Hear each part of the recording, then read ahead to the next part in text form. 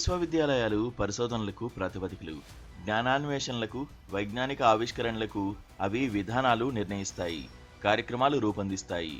వైజ్ఞానిక, సాంకేతిక శాస్త్రాలు, ఇంజనీరింగ్, గణిత శాస్త్రంలో మౌలిక, అనువర్తిత పరిశోధనలకు, సామాజిక, మానవీయ శాస్త్రాల్లో విద్వత్తు శోధనలు, సమాలోచనలకు, సాహిత్యం, లలిత కళల్లో కొత్త సృజనలకు అవి ఆలంబనలు.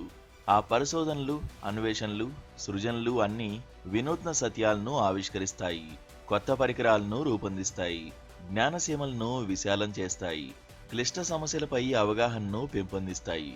ఒక జాతి అభ్యున్నతికి కొత్త ఆవిష్కరణలు, నవకల్పనలు, మేధో, కళాత్మక సృజనలు అత్యావశ్యకాలు. సమాజ పురోగమనానికి, ఆర్థిక వ్యవస్థను సంపద్వంతం చేసేందుకు, నవీకరణకు, ప్రజలు, ప్రాంతాలు, దేశాలు, భూఖండం మొత్తంగా ఎదుర్కొంటున్న సమస్యలు, సవాళ్లను సమర్థంగా ఎదుర్కొనేందుకు శాస్త్ర పరిశోధనలు, జ్ఞానాన్వేషణలు అత్యావశ్యకం. పరిశోధన, విద్వత్, చరిత్ర ద్వారానే మన చరిత్రను, మనల్ని మనం తెలుసుకుంటాం. వర్తమాన పరిస్థితులను అర్థం చేసుకుని భద్రమైన భవిష్యత్తును నిర్మించుకునేందుకు ప్రణాళికలు రూపొందించుకోగలుగుతాం. అధ్యయనం, ఆవిష్కరణ, జ్ఞాన సృష్టి విధుల్లో భాగంగా విశ్వవిద్యాలయాలు పరిశోధనల్లో నిమగ్నమవుతాయి. ఆ పరిశోధనలు వాటి బోధనా ప్రమాణాలకు ప్రత్యక్షంగానో పరోక్షంగానో దోహదం చేస్తాయి. ఆ ప్రమాణాలే అండర్ గ్రాడ్యుయేట్ కోర్సులు బోధించే కళాశాలల నుంచి విశ్వవిద్యాలయాలను భిన్నంగా ఉంచుతాయి, ప్రత్యేకిస్తాయి. మన దేశంలో 1400 విశ్వవిద్యాలయాలు ఉన్నాయి. 40,000కు పైగా కళాశాలలు ఉన్నాయి. అధ్యాపకుల నియామకాలకు, ఆచార్యులుగా పదోన్నతికి ఆవశ్యకమైన అర్హతల విషయమై యూజీసీ నిర్ణీత కాలంలో మార్గదర్శక సూత్రాలు, నిబంధనలు జారీ చేస్తుంది.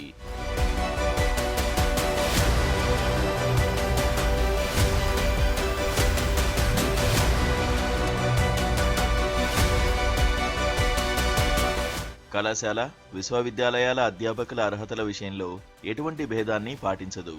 కళాశాలల్లోనూ, విశ్వవిద్యాలయాల్లోనూ బోధనా సిబ్బంది పదోన్నతుల విషయంలో ఒకే విధమైన ప్రమాణాలను పాటించడం వల్ల నాసిరకం ప్రమాణాలతో కూడిన అకాడమిక్ జర్నల్స్ తామరతంపరగా వెలుస్తున్నాయి. అవి విచక్షణారహితంగా పరిశోధనా పత్రాలు ప్రచురిస్తున్నాయి. తొలుత నిశితంగా పరిశీలించి వాటి ప్రచురణ యోగ్యతలను నిర్ధారించే సంపాదక వర్గ పర్యవేక్షణ లేని ఆ జర్నల్స్ వల్ల పరిశోధనా ప్రమాణాలకు తీవ్ర హాని వాటిల్లుతోంది. అటువంటి జర్నల్స్ ను ప్రోత్సహించడం వల్ల అంతర్జాతీయ పరిశోధనా సంస్థలు, పరిశోధకుల సంఘాల్లో భారత్కు చాలా చెడ్డ పేరు వస్తోంది. వాసి కంటే రాశికి ప్రాధాన్యమిస్తూ కనీస ప్రమాణాలు లేని పరిశోధనా పత్రాలను అవి ప్రచురిస్తున్నాయి. మరి ఇవి జ్ఞాన వికాసానికి ఎలా దోహదం చేస్తాయి? ఉన్నత విద్యా సంస్థలు అన్నిటినీ కలగలిపి వేసే బదులు బోధన, పరిశోధనల ప్రాతిపదికన వాటి మధ్య తేడాల ఆధారంగా వర్గీకరించవలసిన అవసరం ఉంది. ఆ ప్రామాణిక అకాడమిక్ జర్నల్స్ లో ప్రచురించిన పరిశోధనా పత్రాలు ఆధారంగా నియామకాలు, పదోన్నతులు జరగడం పరిపాటి అయింది. విశ్వవిద్యాలయాల్లో అధ్యాపకులుగా ఉన్న వారి పరిశోధనా పత్రాలు కనీస ప్రమాణాలు కూడా లేనివని ఇటీవల వార్తలు వెలువడ్డాయి.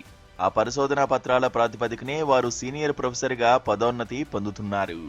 విచక్షణారహితంగా పరిశోధనా పత్రాలను ప్రచురిస్తున్న అప్రామాణిక జర్నల్స్ ఉండడం వల్లే ఈ పరిణామాలు చోటు చేసుకుంటున్నాయి అనడంలో సందేహం లేదు. ఉన్నత విద్యా వ్యవస్థలో ఉన్నత స్థాయిలో ఉన్న వారి వైదుష్య ప్రమాణాలు వాస్తవంగా నాసిరకమైనవి కావడం మన విద్యారంగానికి శోభనిస్తుందా? అవినీతి ఆరోపణలు ఎదుర్కొంటున్న అధ్యాపకులను ప్రభుత్వాలు నిస్సిగ్గుగా ఆచార్యులుగా నియమించడం, ఆచార్యులుగా ఉన్న వారిని వీసీలుగా నియమించడం జరుగుతోంది. పరిశోధనల నేపథ్యాన్ని, నాణ్యతను కనీస మాత్రంగానైనా పరిశీలించకుండా ఇలా నియామకాలు జరపడం గర్హనీయం. వీసీల నియామకానికి సంబంధించి ఇటీవల కొత్త ముసాయిదా నిబంధనలను ప్రజల పరిశీలనకు నివేదించింది. అత్యున్నత స్థాయి నియామకాల్లో రాష్ట్ర ప్రభుత్వాలు వాటి అధినేతలకు కాకుండా రాష్ట్ర గవర్నర్కు ప్రాధాన్యమివ్వడం పలు రాష్ట్ర ప్రభుత్వాలు తీవ్ర నిరసన తెలుపుతున్నాయి. అయితే అకాడమిక్ జర్నల్స్ కు సంబంధించి యూజీసీ కేర్ జాబితాను పూర్తిగా రద్దు చేస్తూ యూజీసీ ఇటీవల నిర్ణయం తీసుకుంది. మన విశ్వవిద్యాలయాల్లో పరిశోధనల ప్రమాణాలను తీవ్రంగా ప్రభావితం చేసే ఈ నిర్ణయాన్ని రాష్ట్ర ప్రభుత్వాలు మాత్రం పట్టించుకోకపోవడం విస్మయకరంగా ఉంది. ఉన్నత విద్యారంగంలో అత్యున్నత స్థాయి బాధ్యతలకు ఎంపిక చేసే ఆచార్యుల అర్హతల విషయంలో రాజీ పడుతున్నప్పుడు పరిశోధనా పత్రాలు ప్రచురించే అకాడమిక్ జర్నల్స్ నాణ్యత ఉత్కృష్టంగా ఉండేలా ఎలా చేయగలం? 2010లో జారీ చేసిన నిబంధనల ప్రకారం యూజీసీ 2018లో అప్రామాణిక అకాడమిక్ జర్నల్స్ పై దృష్టి పెట్టింది. పరిశోధనా పత్రాలను నిశితంగా పరిశీలించకుండా వాటి మంచి చెడ్డలను నిర్ణయించకుండా సులువుగా ప్రచురించే అవకాశాలు ఉండడంతో తమ పదోన్నతిని దృష్టిలో ఉంచుకుని పరిశోధనా పత్రాలను ప్రచురించడం విశ్వవిద్యాలయాల అధ్యాపకులు ఆచార్యులకు ఆనవాయితీ అయిపోయింది. అయితే యూజీసీ కేర్ జాబితాలో చేర్చాలని విశ్వవిద్యాలయాలు సూచించిన జర్నల్స్లో 88% నాసిరకం ప్రమాణాలతో ఉన్నవేనని తేలింది. సత్సంకల్పంతోనే జారీ చేసిన నిబంధనలు పూర్తిగా దుర్వినియోగమైపోయాయి. ప్రచురించడం లేదా వెనుకబడిపోవడం అనే ధోరణి అధ్యాపక లోకంలో బాగా పెరిగిపోయింది. ఈ వాస్తవాల దృష్ట్యా యూజీసీ లిస్ట్ ఆఫ్ జర్నల్స్లో వెలువడుతున్న పరిశోధనా పత్రాల ప్రమాణాలను విశ్లేషించి పూణేలోని Savitribai Phule విశ్వవిద్యాలయంలోని centre for publications ethics పరిశోధనా పత్రాల ప్రచురణకు మార్గదర్శక సూత్రాలను రూపొందించింది. వీటి ప్రేరేపణతో ఉన్నత విద్యా సంస్థల ప్రచురణ ప్రమాణాలను నిర్దేశించి నియంత్రించే బాధ్యతను యూజీసీ చేపట్టింది. Reference list of quality journals నిర్వహించేందుకు consortium for academic and research ethics ను నెలకొల్పింది. ఈ చర్య ద్వారా యూజీసీ జాబితా నుంచి వందలాది అప్రామాణిక అకాడమిక్ జర్నల్స్ ను తొలగించడం జరిగింది. ఈ జాబితాను ప్రతి 3 నెలలకు ఒకసారి అప్డేట్ చేసే ఆనవాయితీని కూడా యూజీసీ పాటించింది. ఇది పరిశోధనా రంగంలో ఉత్కృష్ట ప్రమాణాలను నెలకొల్పింది అనడంలో సందేహం లేదు. దురదృష్టవశాత్తు యూజీసీ ఇటీవల యూజీసీ కేర్ జాబితాను రద్దు చేసింది. ఈ నిర్ణయం వల్ల అంతర్జాతీయ ఉన్నత విద్యారంగంలో మన దేశానికి మళ్లీ అప్రతిష్ట పాలయ్యే ప్రమాదం ఎంతైనా ఉంది.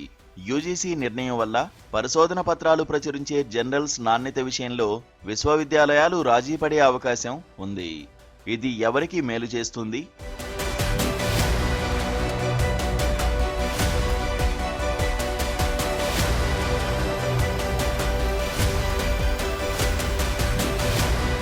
దీనివల్ల అప్రమాణిక జర్నల్స్ ప్రచురణ మళ్లీ పెరుగుతుంది.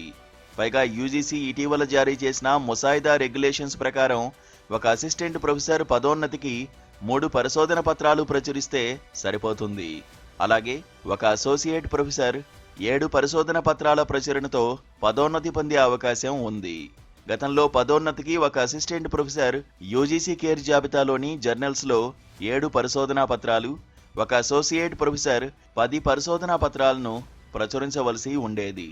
యూజీసీ ఒక పక్క ముసాయిదా మార్గదర్శక సూత్రాలు జారీ చేసి మరోపక్క యూజీసీ కేర్ జాబితాను రద్దు చేసింది. అంతేకాకుండా అసిస్టెంట్, అసోసియేట్ ప్రొఫెసర్లు పదోన్నతికి ప్రచురించాల్సిన పరిశోధనా పత్రాల సంఖ్యను కూడా తగ్గించింది. ఇది ఉన్నత విద్యా ప్రమాణాల ఉన్నతికి ఎలా దోహదం చేస్తుంది? యూజీసీ కేర్ జాబితా ఉన్న కారణంగా కనీసం గత 6 సంవత్సరాలుగా ఆ జాబితాలోని జర్నల్స్లో తమ పరిశోధనా పత్రాలు ప్రచురితమయ్యేందుకు అధ్యాపకులు, ఆచార్యులు శ్రద్ధ చూపారు. ఈ జాబితాను రద్దు చేయడం వల్ల ప్రతి విశ్వవిద్యాలయం తన సొంత జర్నల్స్ జాబితాను అనుసరిస్తుంది. ఇది గందరగోళానికి తప్పక దారితీస్తుంది. యూజీసీ కేర్ జాబితాకు ప్రత్యామ్నాయంగా మరింత పటిష్టమైన యంత్రాంగం లేని పక్షంలో పరిశోధనా ప్రమాణాలు మళ్లీ పడిపోవడం ఖాయం. యూజీసీ కేర్ జాబితా రద్దు నిర్ణయంలోని అంతఃసూచనలు, పర్యవసానాలను అర్థం చేసుకుని విశ్వవిద్యాలయాల బోధనా సిబ్బంది నియామకాల్లో అత్యున్నత స్థాయి ప్రమాణాలను రాష్ట్ర ప్రభుత్వాలు పాటించాలి.